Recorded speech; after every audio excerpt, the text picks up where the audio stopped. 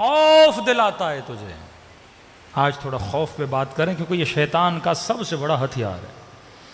کوفے والے حسین کی مدد کرنا چاہتے تھے لیکن بیویوں نے روکا, خوف دلایا.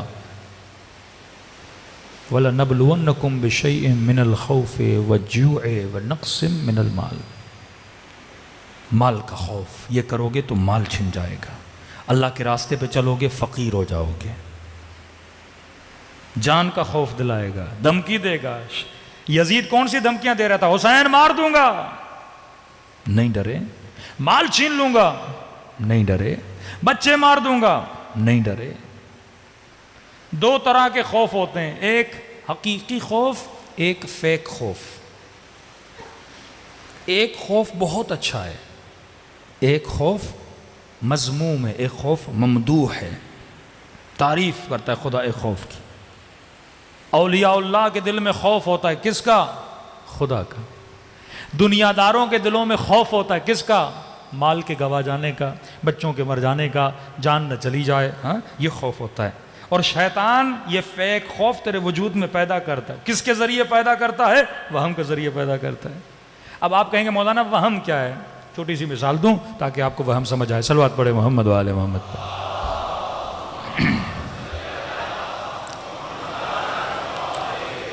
دیکھیے آپ کا ذہن, آپ کا مائنڈ, آپ کی امیجنیشن, آپ کا خیال کس طرح ورک آؤٹ کرتا ہے. رات کو آپ گھر کے اندر ہو, 4-5 دوست آپس میں بیٹھے ہو, ایسا ہی اچانک آپ نے جنوں کی باتیں کرنا شروع کر دی. کوئی فلاں کو جن لگ گیا, فلاں درگاہ پہ گئے جن لگا ہوا تھا, یہ ہوا. دادا کو جن لگا, فلاں دوست کو جن لگا, یہ ہوا یہ ہوا. اب باتیں ہوئیں, جانے کا وقت ہوا, دوست چلے گئے.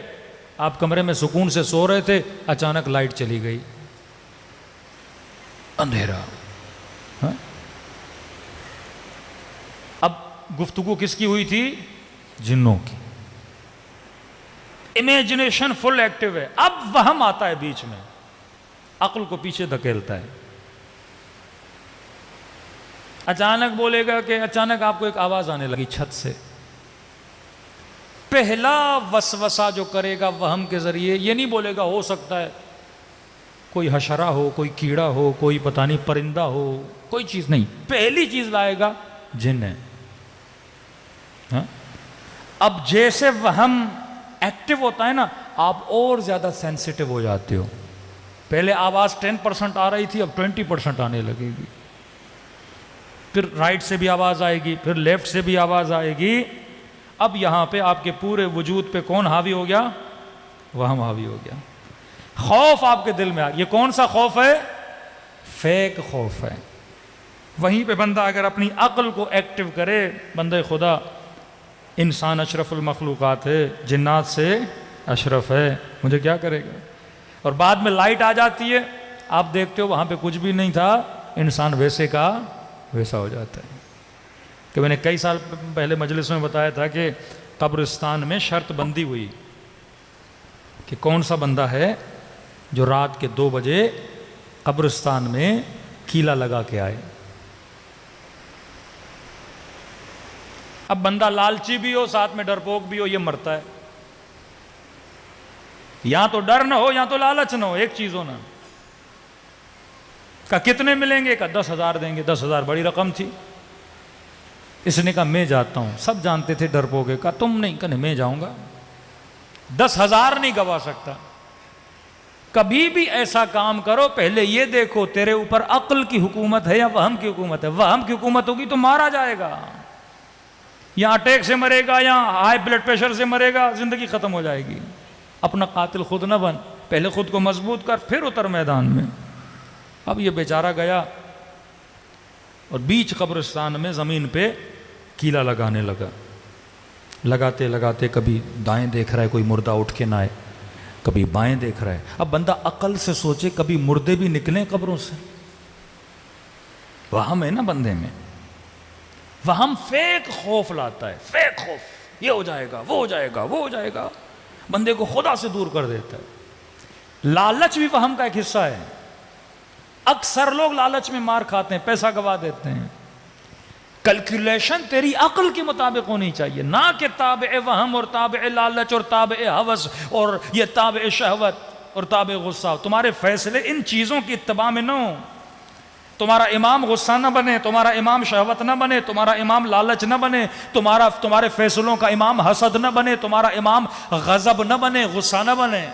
یہ سارے فیصلے جب ان سپاہیوں کے انڈر ہوتے ہیں تو فیصلے غلط ہوتے ہیں. تجھے نقصان ہوتا ہے, کسی اور کو نہیں ہوتا. اب ڈر کے مارے یہ کیلا لگاتا گیا. آدھا کیلا جب زمین میں چلا گیا, اس نے کہا بس 10,000 تو میں نے کما لیے. اب جیسے اٹھا, شلوار قمیض پہنی ہوئی تھی اس نے, اب توجہ اس کی نہیں تھی کیلا کیسے لگا رہا ہوں. جیسے اٹھا تو نیچے سے اس کی قمیض کھینچی.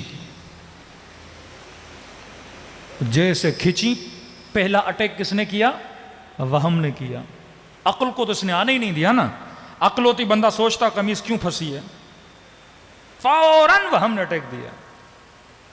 تبھی کوئی بندہ تجھے خبر بھی آ کر دے نا تیرے ہی خلاف ہو کسی کے بارے میں, فوراً برا خیال نہ کرو. معصوم فرماتے ہیں سوء ظن کرنے والا شیعہ نہیں ہوتا, حسن ظن کرو. ابھی ہو سکتا ہے شاید اس کا مطلب یہ ہو, لیکن شیطان کیا کرے گا, پہلے ہی کس سپاہی کو بھیجے گا؟ برے والے کو بھیجے گا. اچھا میرے پاس مال آیا, دولت آ گئی, مجھ سے جل رہا ہے, یہ کر رہا ہے, وہ کر رہا ہے, پھر آپ اس کے خلاف پلاننگ کرنا شروع کر دو گے, جبکہ شاید اس بیچارے نے بات کی نہ ہو, اینگل ہی شاید کوئی اور ہو. جیسے قمیض کھینچی, پہلا سپاہی ہے وہم جو اس کے پاس گیا, اس نے کہا بھائی مردے نے پکڑ لیا ہے. صبح ہوئی, روشنی ہوئی, اب کہنے لگے دیکھے تو صحیح بندہ کہاں گیا. دیکھا قبرستان کے بیچ میں آئے, بندہ مرا ہوا ہے, کیلا بھی لگا ہوا ہے, لیکن کیا دیکھا, کیلا قمیض کے اوپر لگایا تھا اس نے. اب جیسے اٹھا تو قمیض کھینچنے لگی. وہم کے باعث مر گیا. شمر وہم کا شکاری تھا, یزید وہم کا شکاری تھا کہ پتہ نہیں حکومت ملے گی. کیا ہوگا بھائی حکومت ملے گی. کبھی کبھی ہم بھی وہم کا شکاری ہو جاتے ہیں کہ اکثر جوان دیکھتے ہیں نا ہاتھ میں آئی فون, بھائی لیے تو جیب میں رکھنا نہیں, دکھانی ہے نا آئی فون ہے میرے پاس. مہنگی واچ پہنی ہے, دکھانی. اب کیا سمجھتا ہے وہم کہ اگر لوگ میری آئی فون دیکھیں گے میری کیا کریں گے, عزت کریں گے. ایک ہمارے ہمدرد دوست کا فون آیا, مولانا آپ کے پروٹوکول کے لیے گاڑیاں تھوڑی کم ہیں, 4-5 بھیج دو. میں نے کہا کیا ہوگا, کیا ہوگا گاڑیوں سے, کوئی بڑا خطیب بن جائے گا, میرے اندر علم آ جائے گا. ہاں یہ سارے وہم کے شکاری ہوتے ہیں. اب خطیب یہ سوچے میرا مجمع بہت ہے, بس میں تو کامیاب ہو گیا. جبکہ امام حسین نے کہا کہ وہ خطیب جو اپنے گھر میں اپنے بچوں کے سامنے میری مجلس کرواتا ہے, میں حسین اس کی مجلس سے راضی ہوں.